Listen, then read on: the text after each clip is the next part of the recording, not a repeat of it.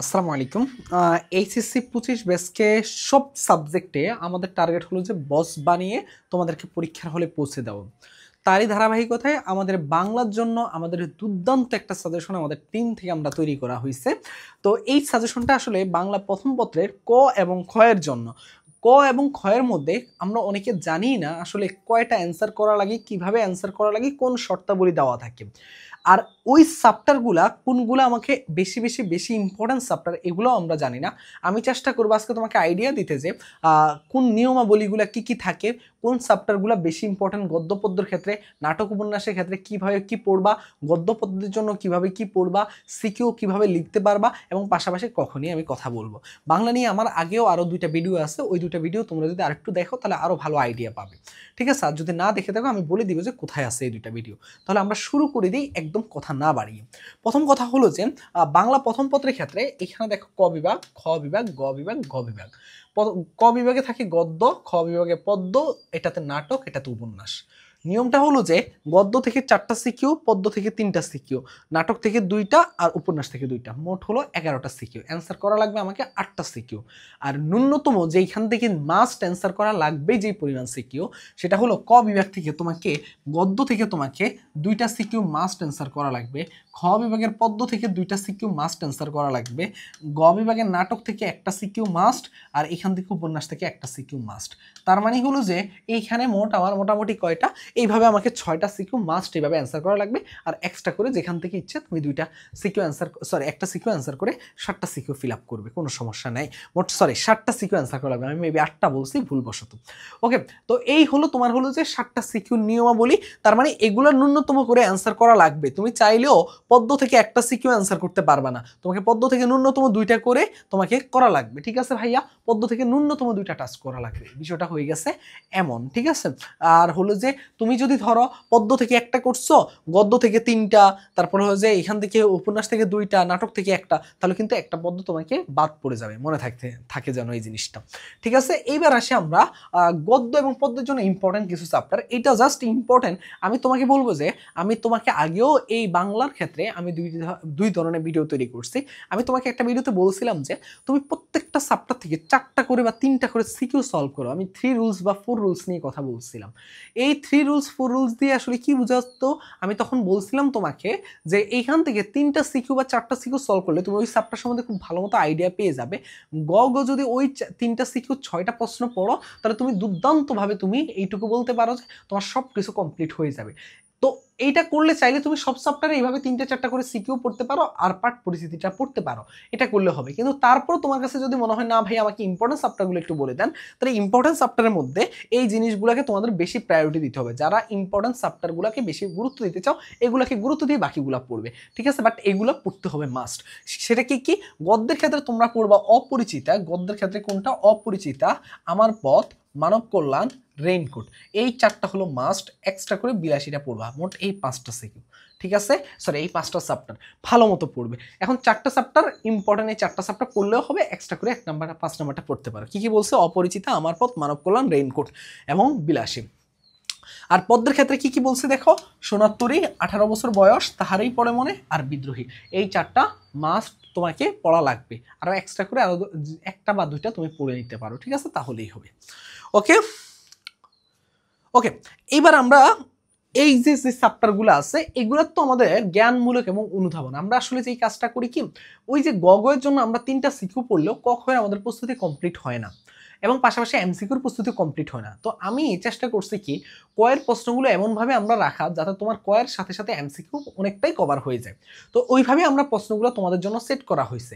তো ইনশাল্লাহ এখানকার কয়ের প্রস্তুতি এবং ক্ষয়ের প্রস্তুতি ভালো মতো নিলে তোমাকে এমসিকিউতে একটা ভালো একটা সাপোর্ট দেবে। ঠিক আছে, তাহলে চলো আমরা শুরু করে দিই। দেখি এখানে কয়ের প্রস্তুতিতে জ্ঞানমূলক আমাদের কিভাবে কোন কোন চ্যাপ্টার সাজানো আছে। যেমন ধরো অপরিচিতা, অপরিচিতা চ্যাপ্টার থেকে হরিশ কোথায় কাজ করে, অনুপমের পিস্তুত ভাইয়ের নাম কি, এগুলো কিন্তু সব কিন্তু আমাদের ঘুরে ফিরে কি বলতো ভাইয়া, ঘুরে ফিরে কিন্তু এমসিকিউতে আসার মতো প্রশ্ন। অনুপমের বাড়ি কোথায়, অনুপমের মামার জীবনে একমাত্র লক্ষ্য কি, বিবাহ ভাঙ্গার পর থেকে কল্যাণী কি ব্রত গ্রহণ করেছে, অপরিচিত কোন পত্রিকা প্রকাশিত হয়, এমসিকিউর জন্য কিন্তু ইম্পর্টেন্ট। ঠিক আছে, কল্যাণীর পিতার নাম কি, বিয়ের সময় অনুপমের বয়স কত ছিল, কল্যাণীকে কে দিয়ে আশীর্বাদ করা হয়েছে, কি দিয়ে আশীর্বাদ করা হয়েছে, এই সিকিউগুলা, এই প্রশ্নগুলা।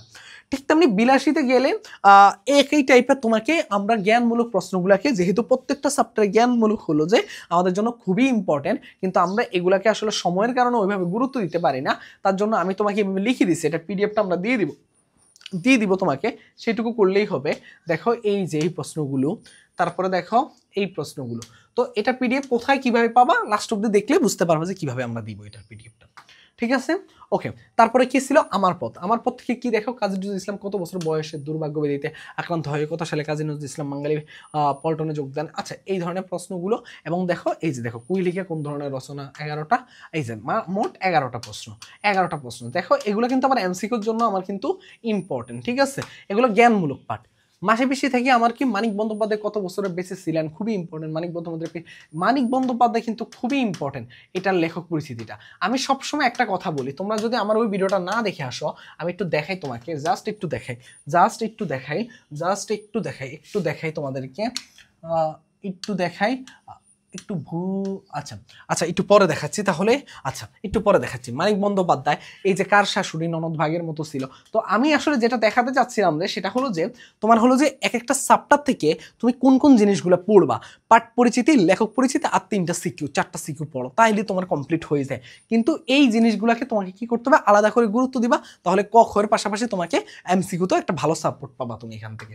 তো সেম ভাবে দেখো মাসে বেশি দেখে 10টা প্রশ্ন তোমাকে রাখা হয়েছে, 10টা মানে তোমার হলো যে জ্ঞানমূলক। রেইনকোট থেকে দেখো প্রিন্সিপাল আজকাল কাকে তোয়াজ করে, খুবই ইম্পর্টেন্ট প্রশ্ন, দেশের একটা কলেজের কি অক্ষতা নেই, ওকে। এই টাইপের 11টা প্রশ্ন দেখো রাখা হয়েছে তোমার জন্য, আমাদের জ্ঞানমূলক।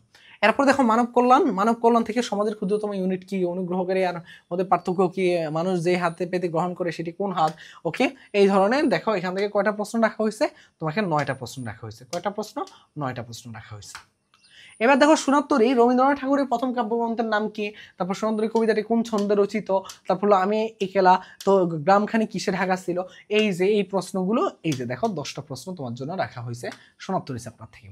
বিদ্রোহী থেকে দেখো এই ধরনের বেদুইন কারা, তারপর হলো যে এই যে এখান থেকে 8টা প্রশ্ন রাখা হয়েছে তোমার হলো যে এই প্রশ্নগুলো। এখন এই প্রশ্নগুলো না তোমাকে একটু আলাদা করে আমরা পিডিএফ দিয়ে দেওয়ার পরে তোমাকে কি করতে হবে, নোট করতে হবে। তো এরপরে দেখো ভাইয়া যে চ্যাপ্টারটায় ছিলাম আর কি, সেটা কি কবি, এই যে বিদ্রোহী কবিতা থেকে দেখো কবি নিজেকে বেদুইন বলেছেন কেন, তারপরে হলো যে বিদ্রোহী কবিতার কবি বিদ্রোহী কেন, এই টাইপের প্রশ্নগুলো। ঠিক আছে, কবি কার জন্য কাঁদেন, কবি কার জন্য বুক ভরা গান দিয়েছেন, ওকে ওকে ওকে। এই যে এরপরে দেখো প্রতিদান কবিতা থেকে একই টাইপের। তারপর দেখো তাহারই পড়ে মানে তোমাদের সবার পছন্দের একটা কবিতা।